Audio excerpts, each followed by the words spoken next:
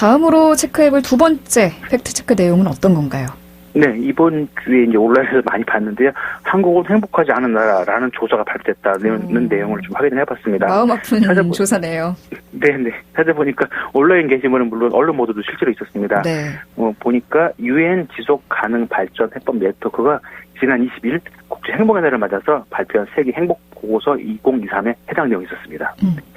보니까 한국은 국민들이 스스로 삶의 질을 평가해 측정한 행복 지수에서 10점 만점인데 5.951점을 기록해서 조사 대상인 137개 나라 가운데 57위에 머물렀습니다. 특히 선진국이죠. OECD 38개국 가운데서는 35위로 거의 최하위권을 기록했습니다. 이전에 이 같은 통계에서 우리나라 행복 순위는 어땠나요? 네. 같은 조사에서 2021년에도 오면 5.845점으로 149개국 중 62위, 2022년에도 5.935점으로 146개국 중 59위를 기록했는데요. 그 한 10년 동안 통계를 쭉 보니까 대체로 150개 나라를 대상으로 조사를 했는데 한국은 42 정도에서 65건을 오가고 있었습니다. 이 조사는 이 갤럽 세계 여론조사가 세계 각국에서 매년 실시하는 주관적 행복 설문조사 자료를 바탕으로 분석한 건데요. 네. 최근 그 결과가 나오는 그 시점보다 그 앞선 3년간의 데이터를 종합해서 전부 다 수치를 집계하는데 주요 포인트가 있습니다. 사회적 지원, 1인당 국내 총생산, 기대 수명, 자유, 사회적 관용, 부정부패 여부의 이 핵심 요소 6가지를 중심으로 행복 수준의 차이를 분석하고 있습니다. 네, 우리나라는 150개 나라에서 42에서 62를 오르내리고 네. 있는 상황이고, 네. 그러면 행복한 나라 상위권 국가는 어떤 나라가 있었어요? 네, 보통 예상하시는 대로 북유럽 국가들이 많았습니다. 1위는 핀란드였는데요. 6년 연속 세계 1위였고요.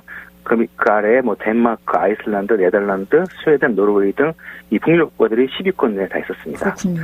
예, 저희가 가까운 아시아권에서 보니까 싱가포르와 아랍에미리트, 대만이 25에서 27위 가장 수치가 높았고요.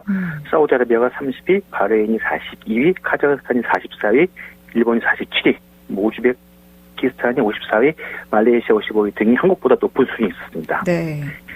이번 조사뿐 아니고 또 비슷한 조사가 얼마 전에 또 있었는데요.